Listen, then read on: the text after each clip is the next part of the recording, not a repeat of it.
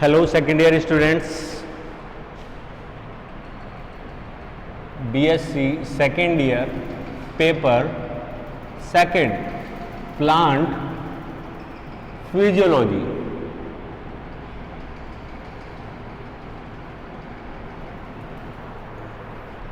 आज हमारा टॉपिक है डार्क रिएक्शन।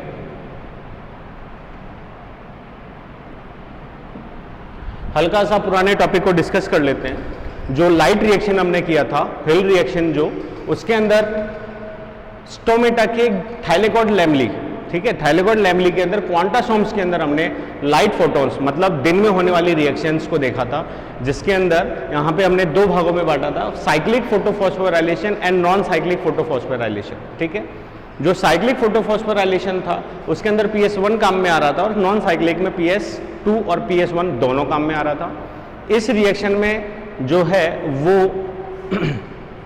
O2 का निर्माण हो रहा था, मुक्ति हो रही थी, वाटर मॉलिक्यूल का ब्रेकडाउन हो रहा था। उसके अलावा हमें एनर्जी भी मिली है ATP एंड NADPH2 के रूप में। ठीक है, और मेन फोटॉन्स और जो वाटर का फोटोलाइसिस है वो उसी रिएक्शन के द्वारा कंप्लीट होता है। ऐसे में जो हाइड्रोजन मॉलिक्यूल्स हैं और जो इलेक्ट्रॉन्स हैं वो लैमिनी से बाहर आ गए हैं क्लोरोप्लास्ट के स्ट्रोमा में। उसके अलावा जो ATP हैं और NADPH2 है वो एनर्जी फॉर्म में आ गए हैं बाहर स्ट्रोमा में। अब आज हम डिस्कस करते हैं डार्क रिएक्शन। एक्चुअली में हम इसको डार्क रिएक्शन क्यों कह रहे हैं? इसको डार्क रिएक्शन इसलिए नहीं कह रहे कि ये अंधेरे में हो रही है, नहीं, इसका अंधेरे से और उजाले से नहीं है कोई संबंध। ये दिन और रात दोनों समय में हो सकती है, परंतु पहली लाइन डार्क इसलिए है क्योंकि इसमें फोटोन का यूज नहीं होता है। ठीक है, ये एक बायोकेमिकल एंजाइम द्वारा प्रगतिशील और क्या बोलते हैं एनर्जी सोर्स पे डिपेंडेंट जो है प्रोसेस है, जिसके अंदर मेनली हम क्या बना रहे हैं, CO2 के मॉलिक्यूल्स को कंज्यूम करके उसका फिक्सेशन करके ग्लूकोज मॉलिक्यूल में कन्वर्ट कर रहे हैं, एक प्रोडक्ट बना रहे हैं, क्या बोलते हैं। तो ऐसे में जो ग्लूकोज मॉलिक्यूल है वही तो प्राइमरी सोर्स ऑफ एनर्जी है प्लांट या किसी भी सजीव की। तो ऐसे में रेस्पिरेशन में वही रॉ मटेरियल में काम आएगा। तो फोटोन्स के यूज किए बिना ये सारी रिएक्शन हो रही है, इसी वजह से हम इसको डार्क रिएक्शन कहते हैं। अब मैं मेरी लाइन पे आता हूं। मैंने कहा कि इसका दिन से या रात से कोई संबंध नहीं है, ये दिन और रात कभी भी हो सकती है, लेकिन रात में इसलिए नहीं होती है क्योंकि दिन की जो लाइट रिएक्शन है जिसकी वजह से एनर्जी और वाटर का हाइड्रोलाइसिस हो रहा है, उसी की वजह से ये कंटिन्यू जा पा रही है। ऐसे में अगर वाटर हाइड्रोलाइसिस नहीं होगा, प्रोटॉन्स एंड इलेक्ट्रॉन्स नहीं मिलेंगे, एनर्जी नहीं मिलेगी, तो ये रिएक्शन रात में कंटिन्यू हो नहीं सकती। अतः दिन में ही होती है। परंतु यहाँ पे डार्क से मतलब अंधकार से नहीं है, यहाँ पे डार्क से मतलब वाटर के फोटोन द्वारा फोटोलाइसिस से होता है। यह प्रोसेस जो है वो सर्वप्रथम ब्लैकमैन, ये थोड़ा सा हिस्ट्री है, हिस्ट्री बैकग्राउंड को एक बार देख लीजिए। सबसे पहले ब्लैकमैन ने 1905 में इस डार्क रिएक्शन अभिक्रिया को समझाया और उन्होंने कहा कि इसमें एनर्जी कंज्यूम होती है। दूसरी चीज, इसमें CO2 मॉलिक्यूल का स्वांगीकरण होता है और एनर्जी के रूप में प्रोडक्ट के रूप में क्या मिलता है, ग्लूकोज या स्टार्च का जो है प्रोडक्शन होता है। फिर उसके बाद में कुछ साइंटिस्ट, अमेरिकी साइंटिस्ट जिसकी हम बात करें तो कैल्विन, जेम्स,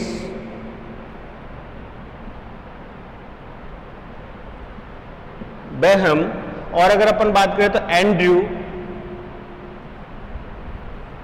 बेंसन ने लगभग 1946 से 1953 के बीच में इस संपूर्ण रिएक्शन को एक आइसो लेबल्ड, अगर अपन बात करें तो C14O2, ये इंपॉर्टेंट चीज है, एक आइसो लेबल्ड कार्बन युक्त कार्बन डाइऑक्साइड गैस C14O2 द्वारा क्या किया, पूरा समीकरणबद्ध किया, इसको समझाया, एक एक स्टेप को समझ पाए, जिसमें उन्होंने पेपर क्रोमेटोग्राफी,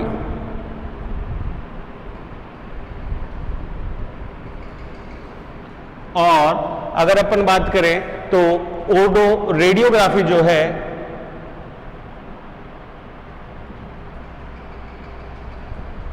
द्वारा इस प्रोसेस को समझाया। ठीक है, दोबारा मैं समझाऊं, ब्लैकमैन ने इस प्रोसेस को बताया था, सुझाव दिया, उन्होंने कहा कि CO2 का फिक्सेशन होता है। इस पूरी को जो रिएक्शन है उसको स्टेप बाय स्टेप समीकरणबद्ध जो है वो अमेरिकी साइंटिस्ट ने किया, मेल्विन, केल्विन, बेसम एंड बेंसन, लगभग 46 से 53 के बीच में इसको किया। इसी में सबसे बड़ी चीज ये है कि जो केल्विन थे उनको 1961 में नोबेल प्राइज से सम्मानित किया। बच्चों, ये बहुत बड़ा रेस्पेक्ट है किसी साइंटिस्ट के लिए। ये एक साइंटिस्ट को जो है वो अमर बना देता है, बहुत बड़ा रेस्पेक्ट है। ठीक है, और इसकी वजह से आज हम इस पूरी साइकिल को ढंग से समझ पाए हैं स्टेप बाय स्टेप। तो यहां पे कुछ नामों की अगर मैं बात करूं तो सबसे पहले ब्लैकमैन ने इसको समझाया, इसलिए हम इसे ब्लैकमैन रिएक्शन, ब्लैकमैन रिएक्शन के नाम से, ब्लैकमैन रिएक्शन के नाम से भी जानते हैं। दूसरा अगर मैं आपको नाम दूं तो दूसरा नाम हम इसे दे सकते हैं kelvin Melvin cycle.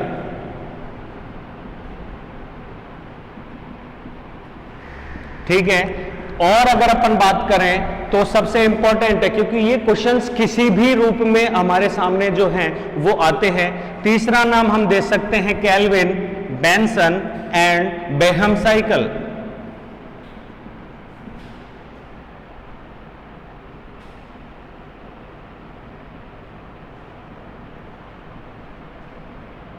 Benson cycle. और सबसे इंपॉर्टेंट नाम जो है वो हम एक और नाम दे सकते हैं, वो एक नाम और दे सकते हैं 4th नंबर पे, सबसे मेन इंपॉर्टेंट जिसको सबसे ज्यादा नाम में यूज में लिया जाता है, दैट इज C3 साइकिल। ठीक है, और केवल एक नाम हम केल्विन पे भी दे सकते हैं नोबेल प्राइज के कारण, that is also known as Calvin cycle, also known as Calvin cycle. C3 क्यों कहा, यह बहुत इंपॉर्टेंट है। C3 इसलिए कहा गया है कि इस साइकिल के अंदर जो कार्बन डाइऑक्साइड को ग्रहण करता है स्वांगीकरण से पहले, और ग्रहण करके जो प्रथम उत्पाद बनता है स्थायी उत्पाद PGA, फास्फोग्लिसरिक एसिड, ये एक 3 कार्बन युक्त कंपाउंड है। इसी कारण इस साइकिल का नाम हमने C3 साइकिल रखा है। तो वापस रिपीट कर देता हूं, ब्लैकमैन ने खोजा इसलिए हम इसे Blackman cycle, dark reaction kelvin Melvin cycle, kelvin Behaim Benson cycle, C3 cycle और केल्विन साइकिल के नाम से जानते हैं। एग्जाम में ये आपको 5 नामों से पूछी जा सकती है, इसलिए हमें इन सारे नामों का ज्ञान होना जरूरी है। अब हम बात करते हैं इसके रिएक्शंस की, केल्विन साइकिल के रिएक्शंस की, कंप्लीट केल्विन साइकिल।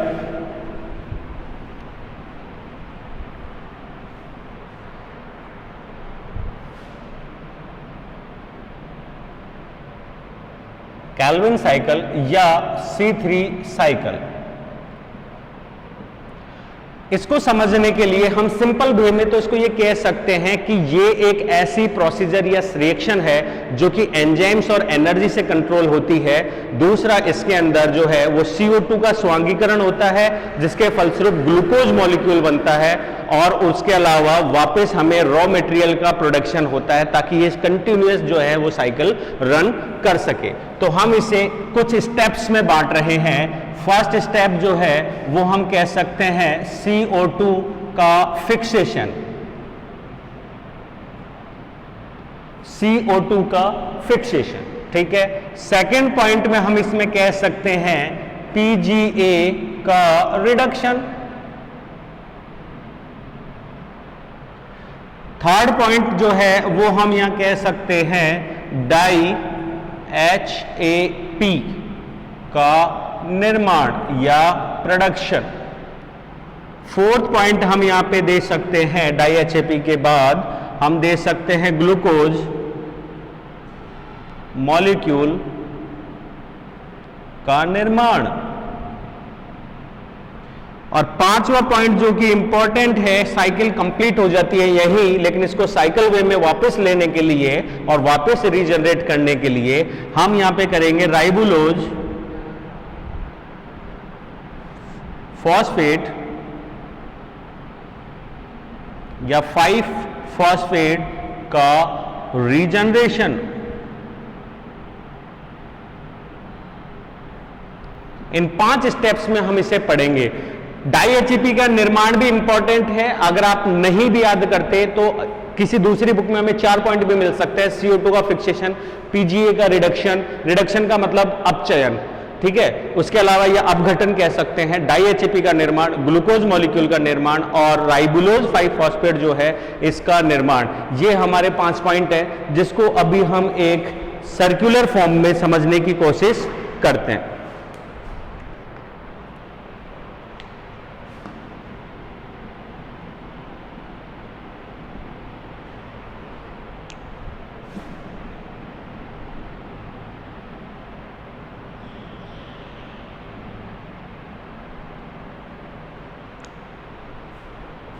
ये एक आउटलाइन बना रहा हूं जिससे डायग्राम जो है आसानी से एक सर्कुलर फॉर्म में हमें प्राप्त हो जाएगा।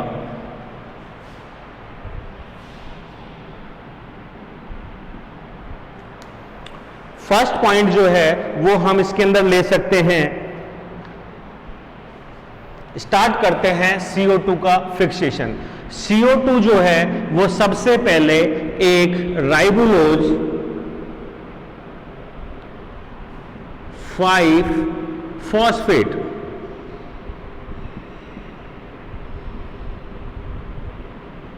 द्वारा क्या किया जाता है 6, क्योंकि यहां पे एक सिंपल वे में देखिएगा, इसको लिख देते हैं। ये है यहां पे 6 मोल और 5 कार्बन। ये है 6 मोल। 6 मोल का मतलब 6 मॉलिक्यूल से ये, और कितने कार्बन के हैं 5 कार्बन के 6 मॉलिक्यूल जो है वो यहां पे हम क्या कर रहे हैं, प्रयुक्त कर रहे हैं। ये जो मॉलिक्यूल्स हैं ये यहां पे क्या कर रहे हैं 6 ATP, जिसकी वजह से फॉस्फेटेज एंजाइम काइनेज एंजाइम के फलस्वरूप ये बनता है 6 ADP इनऑर्गेनिक फॉस्फेट तथा मैग्नीशियम आयन के अंदर। क्लियर है। एंजाइम्स हम दूसरे स्टेप्स में लिख लेंगे ताकि हम एक एक स्टेप कंप्लीट करें तो हमको याद रह जाएगा। तो ये बनाता है राइबोलोज 1,5-बाइफॉस्फेट, ठीक है। और यहां पे जो एंजाइम काम में आ रहा है दैट इज काइनेज एंजाइम, ठीक है। एंजाइम की अगर अपन बात करें तो जो एंजाइम हम यूज में ले रहे हैं वो क्या काम कर रहा है और उसका क्या प्रोडक्ट बन रहा है उसके नाम पे दे सकते हैं। तो काम तो उसने किया काइनेज, फास्फेट को ब्रेक करके फास्फेट इसमें जोड़ दिया, 5 से 2 जगह पे लगा दिया, 1 और 5 नंबर के कार्बन पे, दैट इज राइबोलोज 1,5-डाइफॉस्फेट, ठीक है। उसको एक्टिवेट कर दिया, एनर्जी जोड़ दी उसके साथ, ठीक है। अब इसके बाद अगर अपन बात करें तो ये हो गया राइबोलोज पेंटोज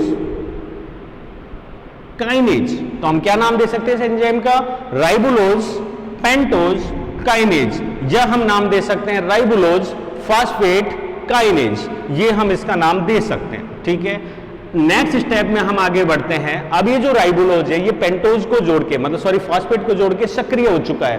तो ऐसे में अब इससे रिएक्शन होती है 6 CO2 मॉलिक्यूल्स की, ठीक है। और यहां पे सबसे इंपॉर्टेंट जो है वो एंजाइम काम में आता है रूबिस्को। इस रूबिस्को की मैं फुल फॉर्म यहां लिख देता हूं। रूबिस्को की फुल फॉर्म जो है वो है राइबोलोज 5-फॉस्फेट ठीक है, राइबुलोज 5 फॉस्फेट, यहां तक हो गया। अब ये रुबिस्को जो है वो दो प्रकार की क्रिया करता है। अगर ये CO2 के साथ करता है तो that is carboxylase, that is carboxylase for C। लेकिन उसके अलावा अगर ये O2 से रिएक्शन करता है तो दैट इज ऑक्सीजिनेज, इसलिए बनता है O। तो राइबुलोज, RU का मतलब ribulose, biphosphate for B, S उसमें साइलेंट है, C का मतलब हो गया कार्बोक्सिलेज और O का मतलब हो गया ऑक्सीजिनेज। ये है क्या बोलते हैं इसकी फुल फॉर्म रुबिस्को की, ये ऑब्लिक में है, ठीक है, ये हो गया। 6CO2 के साथ में ये यहां पे यूज करता है 6 मॉलिक्यूल H2O के भी, ठीक है, कार्बन जुड़ेगा तो हाइड्रोजन नेसेसरी है, ठीक है। तो यहां पे पहला उत्पाद बनता है फास्फोग्लिसरिक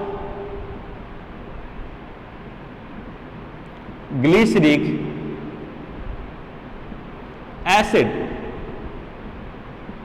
ठीक है, फास्फोग्लिसरिक एसिड। हमारे दो कंप्लीट हो चुके हैं, RUBP से बन गया PGA, ठीक है। अब आगे बढ़ते हैं, PGA से आगे जाते हैं तो यहां पे PGA जो है वो एक स्पेशल, यहां पे मॉलिक्यूल कितने थे 6 और कार्बन की संख्या कितनी थी 5, ठीक है। यहां से अपन आगे जाते हैं तो यहां पे एक कार्बन CO का ऐड हो रहा है, 5 पहले से थे तो यहां पे कार्बन कितने हो गए 6, लेकिन उनके टूटने की वजह से यहां पे मॉलिक्यूल कितने हो गए 12 और जो कार्बनों का संख्या है वो 6 की जगह कितना हो गया 3 कार्बन। ये इंपॉर्टेंट चीज है जो हमको याद रखनी है।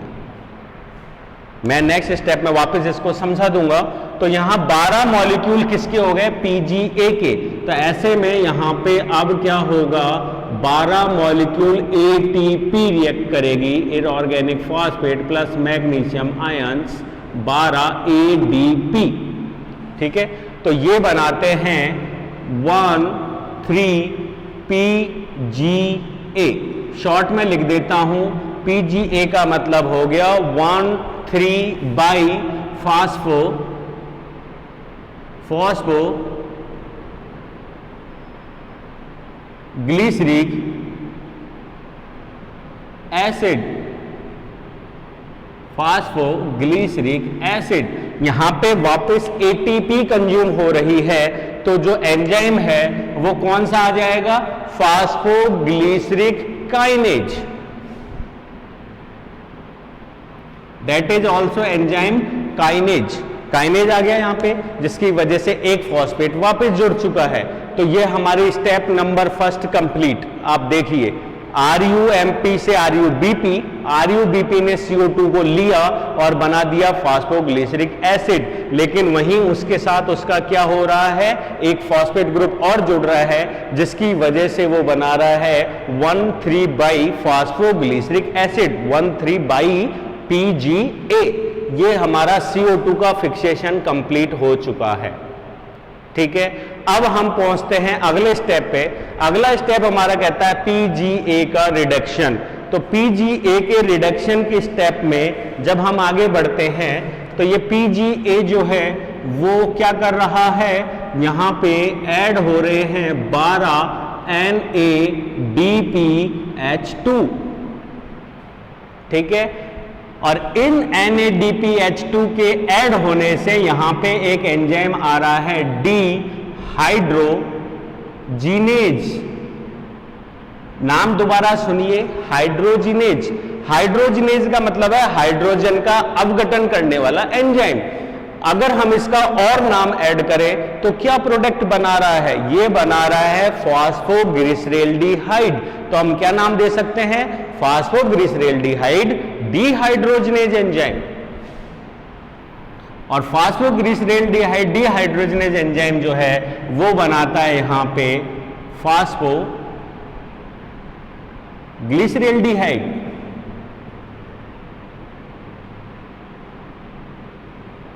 इसको हम लिख सकते हैं PGAL, ठीक है। और इसी के साथ ये यहां पे निकाल देता है कितने मॉलिक्यूल 12 मॉलिक्यूल किसके निकाल देता है H3PO4 के। निकाल दिया, फॉस्फेट तोड़ दिया, हाइड्रोजन तोड़ दी, कार्बन की संख्या बढ़ा ली, और कार्बन के मॉलिक्यूल कितने चल रहे हैं इसमें? कार्बन के मॉलिक्यूल चल रहे हैं 12, ठीक है, 12 मॉलिक्यूल, और कार्बनों की संख्या कितनी है? 3। दैट तो यहां पे हमारा स्टेप नंबर 2 कंप्लीट होता है, जिसमें PGA का रिडक्शन होता है, अपघटन, किसमें? PGAl में। अब हमारा एक स्टेप आता है डाई HAP का निर्माण। ये फास्फोग्लिसरैल्डिहाइड के जो 12 मॉलिक्यूल्स हैं, ये डिवाइड होते हैं अलग अलग रिएक्शंस के लिए। 2 मॉलिक्यूल यहां लिख देता हूं, 2 मॉलिक्यूल, 5 मॉलिक्यूल, ठीक है, 3 मॉलिक्यूल और 2 मॉलिक्यूल। ये जो 5 मॉलिक्यूल हैं, ये कन्वर्ट हो जाते हैं किस में? Di HAP। यहां इस जगह कम है इसलिए मैं शॉर्ट में लिख रहा हूं, समझा देता हूं। That is di hydroxy acetone phosphate. और यहां पे जो एंजाइम है वो आप कर सकते हैं, दैट इज ट्रायोज, ठीक है, ट्रायोज। और यहां पे डाई HAP एक तरीके से 3 कार्बन का ही मॉलिक्यूल है, तो 3 कार्बन को 3 में चेंज कर रहे हैं, तो यहां पे एक सिंपल सा एंजाइम आएगा, दैट इज आइसोमरेज या फिर आईपीमरेज। आइसो MERASE, आइसोमरेज एंजाइम जो है, आइसोमर्स, एक तरीके से क्या बोलते हैं, समावयवता वाले, समान समावयवता वाले, these are isomerase enzyme, that di HAP। परंतु डाई HAP जो है वो एक स्थायी उत्पाद नहीं है, अतः ये वापस किस में कन्वर्ट हो जाता है? PGAl के अंदर कन्वर्ट हो जाता है। तो जो 5 मॉलिक्यूल हमने लिए थे, उसमें से 2 मॉलिक्यूल ये रहे और 3 मॉलिक्यूल जो है वो ये रहे। तो टोटल कर लीजिए, 2 और 2 4, 4 और 3 7, 7 और 3 10, 10 और 2 12, 12 मॉलिक्यूल डाई HAP के वो यहां पे ये रहे। अब स्टेप नंबर 4, स्टेप नंबर 4 क्या कह रही है? स्टेप नंबर 4 कह रहा है कि ग्लूकोज मॉलिक्यूल का निर्माण। तो हमें अब ग्लूकोज की ओर जाना है। तो ग्लूकोज में क्या हो रहा है? 3 मॉलिक्यूल किसके? डाई HAP के, और 3 मॉलिक्यूल किसके चल रहे हैं? PGAl के। 3 molecule di HAP, 3 molecule PGAl। ये दोनों के दोनों को जब हम जोड़ते हैं तो यहां पे देखिए, यहां पे 6 कार्बन की संरचना किसमें बदल गई? 3 कार्बन में। लेकिन यहां पे 3 कार्बन को जोड़ रहे हैं, तो उसकी वजह एंजाइम है एल्डोलेज। यहां पे एंजाइम आ जाएगा कौन सा? एल्डोलेज। तो एल्डोलेज के लिए हम क्या कर सकते हैं? ट्रायोज एल्डोलेज, क्योंकि 3 कार्बनों पे काम कर रहा है, दैट इज एल्डोलेज एंजाइम, जोड़ने वाला। और ये जोड़कर क्या बना देता है एक साथ? That is fructose 1,6 by phosphate.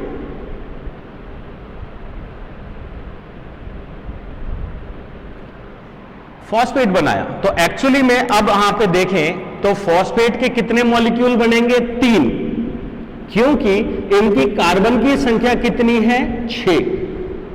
ढंग से याद रखिए, ऊपर कार्बन की संख्या 3 थी, लेकिन यहां पे 2-3 कार्बनों को जोड़कर क्या बना दिया गया?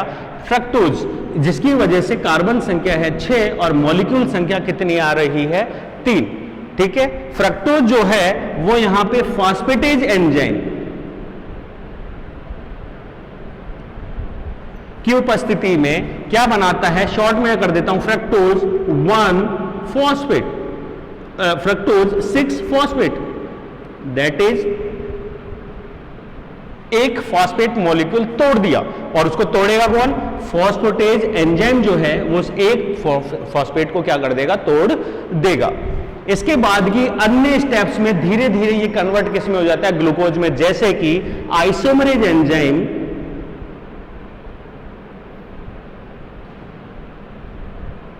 आइसोमरेज एंजाइम जो है वो इसको ब्रेक कर रहा है, और ब्रेक करने के बाद वो क्या बना रहा है? Glucose 6 phosphate. फ्रक्टोज भी 6 कार्बन है, ग्लूकोज भी 6 कार्बन है, अर्थात ये एक दूसरे में चेंज इंटर कन्वर्ज, जिसकी वजह से हम उसमें एंजाइम कौन सा ले रहे हैं, आइसोमरेज। इसके बाद और स्टेप दी तो ग्लूकोज अगर बन रहा है तो यहां पे एंजाइम होगा फॉस्फेटेज। ये फॉस्फेटेज एंजाइम ग्लूकोज और फॉस्फेट को अलग कर रहा है, जिसकी वजह से ग्लूकोज और ग्लूकोज कन्वर्ट इनटू स्टार्च। तो ये हमारा काम हो गया यहां पे step number 4 complete, production of glucose molecule.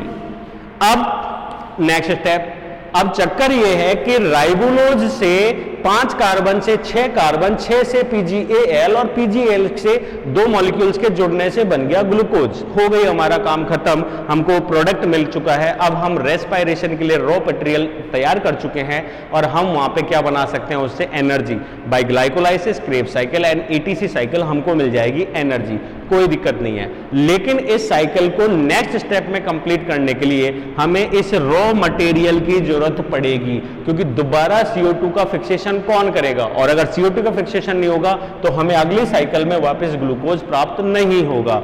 तो यहां पे क्या हो रहा है, जो 3 मॉलिक्यूल बने थे फ्रक्टोज के, फ्रक्टोज 6 फॉस्फेट के, तो यहां पे हम क्या कर रहे हैं, इस फ्रक्टोज ने यहां पे 3 में से केवल 1 मॉलिक्यूल से क्या बनाया था, ग्लूकोज। बाकी अभी भी इसके पास में 2 मॉलिक्यूल बचे हुए हैं।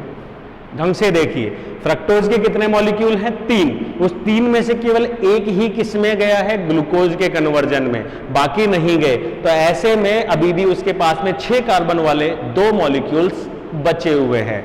तो ये 6 कार्बन वाले 2 मॉलिक्यूल्स और 3 कार्बन वाले 2 मॉलिक्यूल्स किसकी, PgAl के जो हैं वो यहां पे क्या कर रहे हैं, रिएक्शन कर रहे हैं।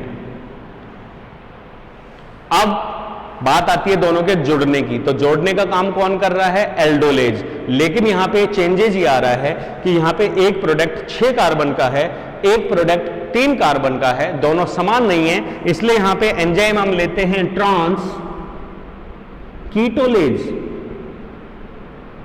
That is transketolase enzyme. ठीक है, तो यहां जो ट्रांस कीटोलेज एंजाइम है, अब एक और चक्कर है, जो कार्बोहाइड्रेट है उसमें मिनिमम 3 कार्बन और मैक्सिमम जो है वो 6 कार्बन की चेन्स होती हैं, इससे ज्यादा नहीं होती। हमारे पास यहां पे कार्बन संख्या कितनी होगी, 6 और 3 9 कार्बन हमारे पास हैं, 9 कार्बन के 2 मॉलिक्यूल्स हमारे पास हैं। तो हम उसको क्या कर रहे हैं, यहां पे तोड़ रहे हैं, इसलिए एंजाइम यहां पे हम क्या ले रहे हैं, कीटोलेज, कि ये जोड़ भी रहा है और तोड़ भी रहा है। ऐसे में यहां पे कीटोलेज एंजाइम जो है वो क्या बना देगा, जाइलोज 5-फॉस्फेट। इसने 9 में से 5 कार्बन युक्त क्या कंपाउंड बनाया, जाइलोज, और 4 कार्बन युक्त क्या बनाया, इरिथ्रोज, इरिथ्रोज 4-फॉस्फेट। समझे, 9 में से ब्रेक किया, 5 कार्बन का बनाया जाइलोज और 4 कार्बन का बना दिया इरिथ्रोज, किसने, ट्रांस कीटोलेज एंजाइम ने। क्लियर है, यहां तक हम पहुंचे, फ्रक्टोज काम में आ चुका है।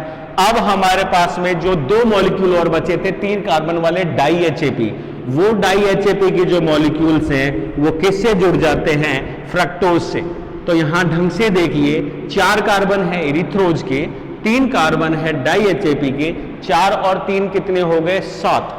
7 को अगर हम तोड़ते हैं तो हम उसको तोड़ सकते हैं 3 में और 4 में, लेकिन हमको यहाँ पे 3 और 4 कंपाउंड नहीं चाहिए, हमें कंपाउंड चाहिए कौन सा, 5 कार्बन वाला। तो ऐसे में यहाँ पे एक अस्थायी कुछ समय के लिए जो एंजाइम है वो यहाँ पे क्या, यहाँ जोड़ रहा है इसको, that is aldolase, that is aldolase. तो ये यहां पे बना देता है सूडो, सूडो का मतलब आभासी, कुछ समय के लिए अस्थायी, सूडो हेप्टुलोज, सूडो हेप्टुलोज। हेप्टुलो का मतलब 7 कार्बन, हेक्सा का मतलब 6 और हेप्टा का मतलब 7। तो सूडो हेप्टुलोज 1,7-बाई-फॉस्फेट। अभी भी इसमें कितने कार्बन है? 7। वो सॉरी, फॉस्फेट कितने हैं? 2, एक इधर से एक इधर से। तो ऐसे में यहां पे वापस एंजाइम कौन सा आ जाएगा? फॉस्फेटेज। कौन सा एंजाइम आ जाएगा? फॉस्फेटेज। और ये फॉस्फेटेज एंजाइम जो है ये इसको बदल देगा सूडो हेप्टुलोज 7-फॉस्फेट। एक फॉस्फेट मॉलिक्यूल क्या कर दिया? इसने तोड़ दिया, कम कर दिया। ठीक है, अब हमारे पास में 7 कार्बन का उत्पाद ये है, 3 कार्बन का उत्पाद ये है। तो ऐसे में ये यहां पे इससे वापस क्या होगा? जुड़ेगा। ठीक है, और जब ये दोनों जुड़ेंगे, जुड़ने के 3 कार्बन और 7 कार्बन कितने हो जाएंगे? 10 का ब्रेक करेंगे तो हमारा वापस एंजाइम कौन सा लौट के आएगा? जुड़ गया, एल्डोलेज। लेकिन जोड़ के तोड़ दिया, that is ketolase, that is transketolase, that is transketolase. और ये ट्रांस कीटोलेज एंजाइम जो है वो 2 मॉलिक्यूल 5 कार्बन के तो बना देगा, किसके? जाइलोज 5-फॉस्फेट में। तो 2 मॉलिक्यूल तो पहले थे, 2 मॉलिक्यूल कितने? 5 कार्बन के तो पहले थे, प्लस 2 मॉलिक्यूल 5 कार्बन जो है वो वापस आ गया इसके पास में। तो टोटल हमारे पास जाइलोज के कितने बन चुके हैं? 4। 2 यहां से आए थे, 2 यहां से आ गए। और यहां पे वापस एंजाइम कौन सा? आइसोमरेज। जो आइसोमरेज एंजाइम है वो क्या करता है? वापस 2 मॉलिक्यूल जो हैं उसको क्या कर देता है? इसमें जोड़ देता है। तो यहां पे अगर अपन देखें तो 2 मॉलिक्यूल 5 कार्बन के ये आ गए, 4 मॉलिक्यूल 5 कार्बन के ये आ गए। तो ये यहां पे वाइस एपीमरेज की उपस्थिति में ये वापस यहां आ जाते हैं। तो हमको 2 मिल गए उधर से, 2 प्लस 2 और 2 4 इधर से। तो 2 + 4 = 6 मॉलिक्यूल जो हैं हमें पुनः प्राप्त हो जाते हैं। That is step number 4, ribulose five phosphate का पुनः प्राप्ति, रीजनरेशन। इस तरीके से ये साइकिल जो है वो कंप्लीट होती है और इसे हम Calvin cycle, C3 cycle, Calvin Bassham Benson cycle, या फिर जो है क्या बोलते हैं डार्क रिएक्शन, या फिर हम इसको नाम दे सकते हैं ब्लैकमैन रिएक्शन के नाम से जानते हैं। That is Calvin cycle. दोबारा रिपीट करते हैं, हमारे पास में इसको समझना मॉलिक्यूल और कार्बन की नंबर को। हमारे पास में 6 मॉलिक्यूल जो थे किसके थे? 5 कार्बन के। उन्होंने एनर्जी सोर्स को गेन किया, गेन करने के बाद वो बन गए बाइफॉस्फेट, और बाइफॉस्फेट के बाद उन्होंने 6 कार्बन मॉलिक्यूल्स को ग्रहण किया, जिसकी वजह से उन्होंने O2 को तो रिलीज कर दिया और CO2 में से C को रख लिया, जिसकी वजह से 5 कार्बन से ये कितने बन गए? 6 कार्बन। लेकिन उसी के साथ उनका और क्या हो गया? रिडक्शन, जिसकी वजह से जो 6 कार्बन श्रृंखला थी वो किस में बदल गई? 3 कार्बन श्रृंखला में। और वो 3 कार्बन श्रृंखला को हम बोलते हैं PGA, और यही इस साइकिल का प्रथम स्थायी उत्पाद भी है और 3 कार्बन का है, इसीलिए हम इसको C3 साइकिल के नाम से भी जानते हैं। ठीक है, अब सबसे बड़ा कंफ्यूजन आप लोगों में यह है कि 12 मॉलिक्यूल कहां से आ गए। तो आप इस चीज को समझिए कि आपके पास में कितने मॉलिक्यूल थे? 6, लेकिन कार्बनों की संख्या कितनी थी? 6 कार्बन। कोई दिक्कत नहीं है, 5 और 1 6। कितने कार्बन थे? 6 मोल 6 कार्बन। लेकिन अगर मैं कार्बनों की संख्या को कम कर दूं तो मॉलिक्यूल की संख्या क्या हो जाएगी? डबल। अगर कार्बनों की संख्या को मैं कर दूं कितना? 3। क्लियर है? और यहीं अगर मैं इन मॉलिक्यूल्स में कार्बन की संख्या को अगर 12 बना देता, जो कि नहीं होता कार्बोहाइड्रेट में, अगर मैं कार्बन की संख्या को 12 बना दूं तो मोल्स की संख्या कितनी हो जाएगी? केवल और केवल 3। इस चीज को समझिए। तो यहां पे क्या हुआ है, 6 कार्बन की श्रृंखला को ब्रेक करके क्या बना दिया गया, मॉलिक्यूल्स की संख्या इंक्रीज हो चुकी है, दीज आर 12 मॉलिक्यूल्स। ये 12 मॉलिक्यूल जो है एनर्जी लेकर क्या कर देते हैं, फास्फोग्लिसरैल्डिहाइड का बाई रूप, ठीक है, ये हो गया। इसके बाद यहाँ पे NADPH2 की उपस्थिति में जो है क्या होता है, डीहाइड्रोजनेज एंजाइम जो है वो इसका क्या कर देता है, रिडक्शन, जिसकी वजह से फॉस्फेट ग्रुप और जो ऑक्सीजन ग्रुप थे उसकी वजह से H3PO4 क्या हो जाता है, फ्री, और PgAl के जो है हमें 12 मॉलिक्यूल्स मिलते हैं। PgAl से कन्वर्ट हो जाता है डाई HAP, तो डाई HAP के 3 मॉलिक्यूल और PgAl के 3 मॉलिक्यूल दोनों मिलके एल्डोलेज एंजाइम की उपस्थिति में संयुक्त होते हैं और बनाते हैं 6 कार्बन श्रृंखला फ्रक्टोज 1,6 डाइफॉस्फेट। फ्रक्टोज 1,6 डाइफॉस्फेट जो है वो फॉस्फेटेज एंजाइम की उपस्थिति में रिड्यूस हो रहा है, फॉस्फेट ब्रेकडाउन हो रहा है, दीज आर फॉस्फेट, वो फ्रक्टोज 6 फॉस्फेट। वहां isomerase step by step finally ये कन्वर्ट हो जाते हैं किसमें, ग्लूकोज, एंड फाइनली किसमें, स्टार्च में। स्टार्च या ग्लूकोज जो है वो रेस्पिरेशन के लिए रॉ मटेरियल का काम करता है, that is the primary source of क्या बोलते हैं, ह्यूमन बॉडी या प्लांट बॉडी, किसी की बात करें तो ग्लाइकोलाइसिस के लिए रॉ मटेरियल के काम में आता है। स्टेप हमारे कंप्लीट हो गए 4। 5th स्टेप हमारा जो है वो है राइबोलोज 5 फॉस्फेट का पुनः प्राप्ति, जनरेशन हमें वापस चाहिए क्योंकि हमको साइकिल दोबारा करनी है। तो ऐसी कंडीशन में यहां पे हम कह सकते हैं कि पुनः प्राप्ति के लिए फ्रक्टोज के 2 मॉलिक्यूल्स जो कि 6 कार्बन के हैं और इसके PgAl के 2 मॉलिक्यूल जो कि 3 कार्बन के हैं, उन दोनों को जब हम यहाँ पे जोड़ेंगे तो हमारे पास मॉलिक्यूल होते हैं 9।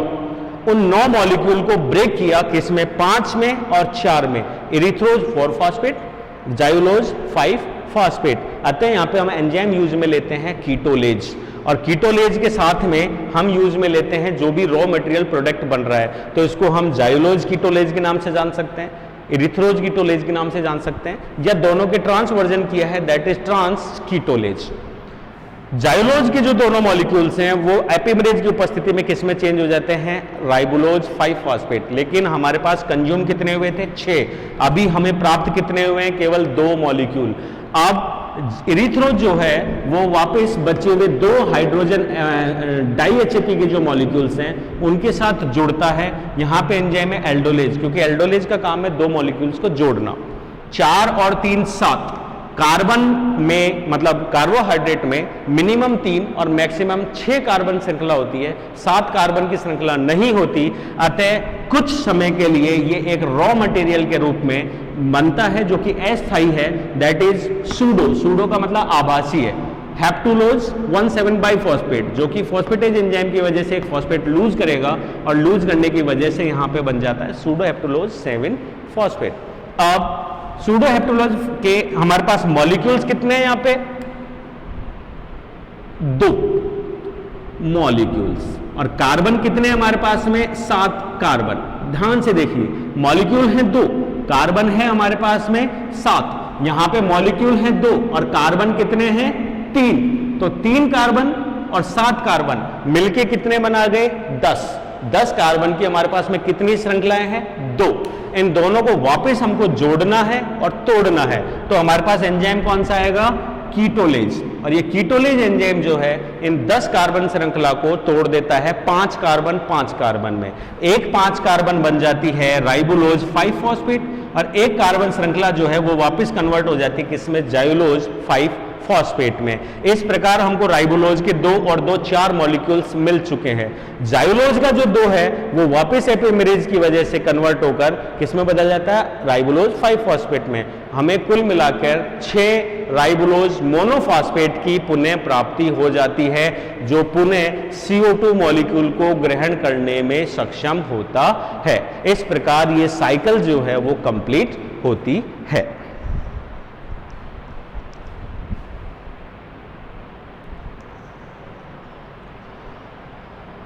एग्जाम में साइकिल के अतिरिक्त कभी कभी क्वेश्चन जो है वो अभिक्रिया या समीकरण के रूप में पूछ लिया जाता है, तो मैं यहां से इसको हटाकर इसको आपको समीकरण के रूप में समझाता हूं।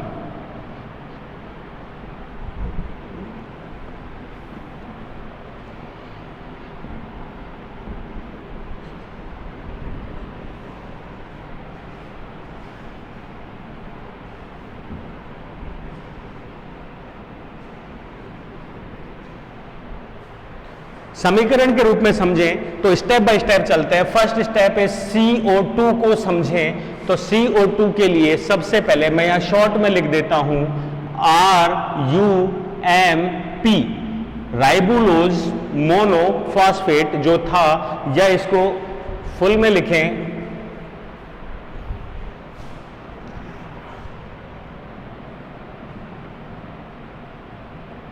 5-फॉस्फेट।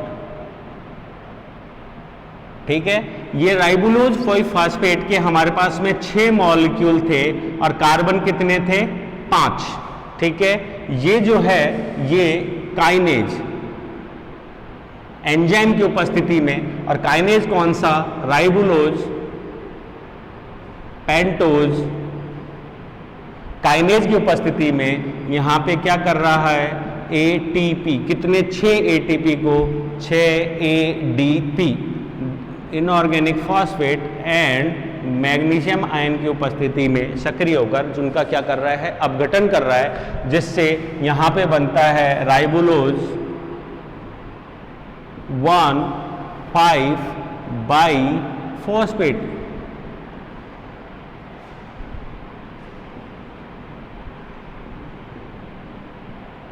राइबुलोज 1,5-बाइफॉस्फेट।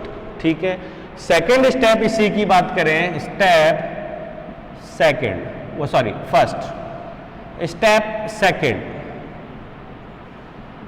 स्टेप सेकेंड में हम करें तो जो राइबुलोज 1,5-बाइफॉस्फेट जो है, ठीक है, वो क्या कर रहा है? 6 CO2 मॉलिक्यूल्स को क्या कर रहा है? अंतर्ग्रहण कर रहा है, या हम इसको प्लस करके लिख देते हैं +6 CO2 मॉलिक्यूल। तो यहां पे जो है main enzyme that is rubisco,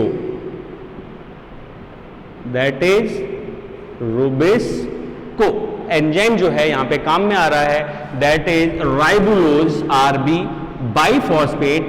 C का मतलब है कार्बोक्सिलेज। ठीक है, और अगर ये ऑक्सीडेशन कर रहा है तो वहां पे एंजाइम आएगा ऑक्सीजिनेज। ठीक है, तो यहां पे ऑक्सीडाइजेशन नहीं कर रहा है, यहां पे केवल कार्बोक्सिलीकरण कर रहा है, फिक्सेशन, दैट इज कार्बोक्सिलेज। और इसके जुड़ने से यहां पे RUBP जो है वो कन्वर्ट हो जाती है फॉस्फो ग्लिसरिक एसिड।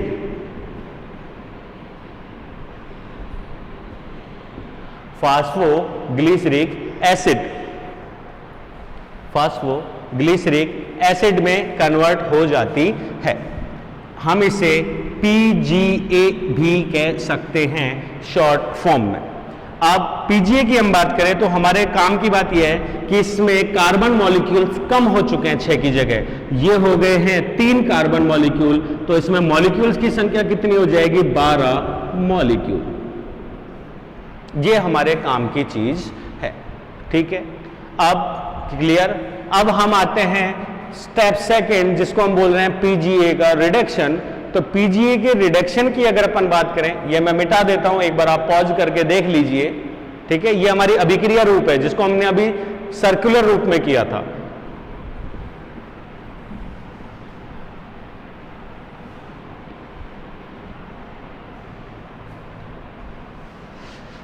तो हमारा एक स्टेप जो है वो कंप्लीट है। अब हम इसकी बात कर रहे हैं, वो हमारा कंप्लीट। ठीक है, PGA का रिडक्शन। तो PGA के रिडक्शन में हमारे पास में PGA मिल चुका है। ये PGA जो है वो 12 ATP के साथ रिएक्शन करेगा, 12 ADP के रूप में, और ये हो गया inorganic phosphate plus magnesium ion. ठीक है, ये हुआ। ऐसे में PGA जो है वो रिएक्शन कर रहा है और ये बना रहा है क्या बोलते हैं? Phospho one three biphospho glyceric acid, one three phospho glyceric acid इसमें कन्वर्ट होता है। स्टेप 3 हो गई। स्टेप 4 की हम बात करें तो स्टेप 4 के अंदर जो 1,3-बाई-PGA था वो यहां पे क्या हो रहा है? एंजाइम यहां पे आ गया काइनेज। मैं यहाँ पे शॉर्ट में लिख रहा हूं, फुल फॉर्म होगी फॉस्फोग्लिसरिक काइनेज, ठीक है।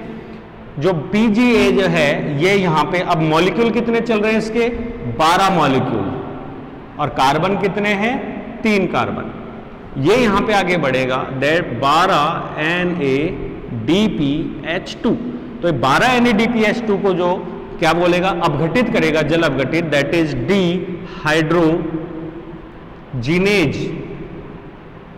डिहाइड्रोजिनेज, ठीक है। तो ये हो गया 12 NADP, ठीक है।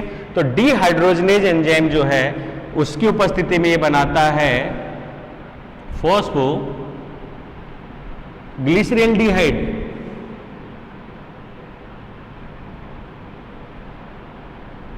फॉस्फोग्लिसरल्डिहाइड,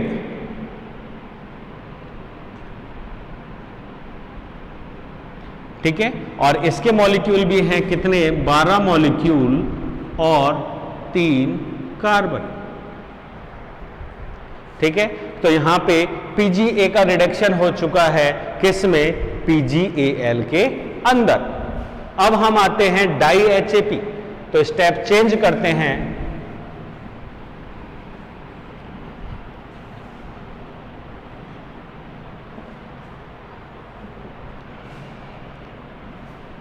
ये भी कंप्लीट। अब हम इसकी बात करेंगे स्टेप 5th। स्टेप 5th में क्या हो रहा है, जो क्या है हमारे पास में PGAL, जिसके 12 मॉलिक्यूल्स थे और कार्बन 3 थे, जिसके कार्बन 3 थे, इसके टुकड़े हुए और इसके मॉलिक्यूल्स में क्या हो रहा है, चेंजेज आ रहा है। तो इसमें लगभग 5 मॉलिक्यूल जो हैं वो आइसोमरेज एंजाइम की उपस्थिति में 5 मॉलिक्यूल जो हैं, 5 मॉलिक्यूल, या बाद में लिख देंगे, किसमें बदल गए, डाई हाइड्रोक्सी एसीटोन फॉस्फेट,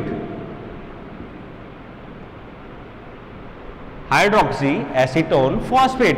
कितने मॉलिक्यूल, 5 मॉलिक्यूल जो हैं 3 कार्बन के, किसमें कन्वर्ट हो चुके हैं, डाईहाइड्रोक्सी एसीटोन फॉस्फेट।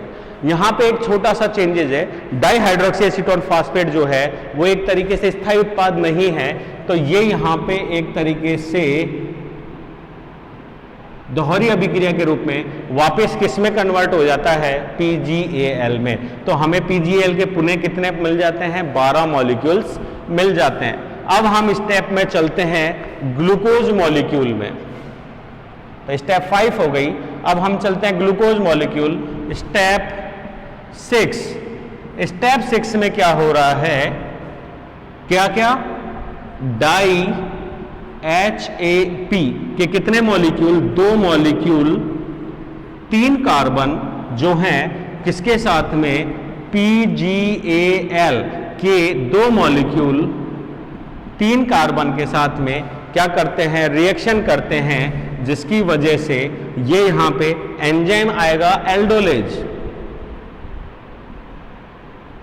ये एल्डोलेज एंजाइम जो है वो इनको बदल देता है फ्रक्टोज 1,6-बाइफॉस्फेट, फ्रक्टोज 1,6-डाइफॉस्फेट। स्टेप 7 में जो फ्रक्टोज 1,6-डाइफॉस्फेट है वो फॉस्फेटेज एंजाइम, फॉस्फेटेज एंजाइम की उपस्थिति में क्या बदल देगा, फ्रक्टोज 6-फॉस्फेट प्लस एक और इनऑर्गेनिक फॉस्फेट में तोड़ देगा, ठीक है। और ऐसे ये स्टेप्स जो हैं वो कंटिन्यू बढ़ती जाएंगी, और फ्रक्टोज 6-फॉस्फेट जो है वो यहाँ पे आइसोमरेज की उपस्थिति में ग्लूकोज 6-फॉस्फेट, देन फिर ग्लूकोज 1-फॉस्फेट, फिर ग्लूकोज से फॉस्फेट को break down and then convert into starch. तो हमारा स्टेप कंप्लीट होता है ग्लूकोज मॉलिक्यूल का मिलना। अब जो याद रखने की चीज है वो ये है कि फ्रक्टोज 6-फॉस्फेट से फ्रक्टोज 1,6-बाई ये जो मिला है, ये हमको कितने मिले हैं, ये हमको मिले हैं 3 मोल। और कार्बन कितने हैं इसमें, 6 कार्बन, उसमें से हम केवल 1 मोल और 6 कार्बन के प्रोडक्ट को ही किस में कन्वर्ट कर रहे हैं, ग्लूकोज में। हमारे पास में फ्रक्टोज के अभी भी 2 मॉलिक्यूल बचे हैं, ठीक है, और 12 में से हमारे काम कितने आए हैं, 6, तो अभी तो 6 मॉलिक्यूल हमारे बच रहे हैं 3 कार्बन के PgAl के, और हमारे पास में 2 मॉलिक्यूल बच रहे हैं 6 कार्बन के, किसके, फ्रक्टोज 6 फॉस्फेट के। अब हमारा लास्ट पॉइंट आता है समीकरण में राइबोलोज 5 फॉस्फेट के रूप में।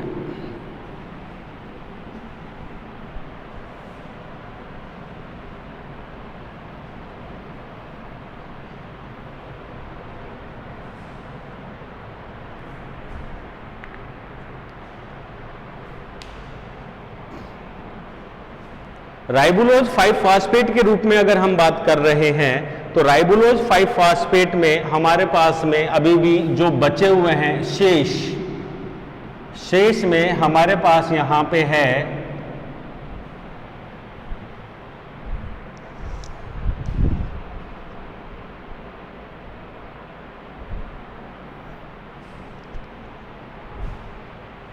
ये स्टेप हम अगली क्लास के अंदर कंप्लीट करते हैं।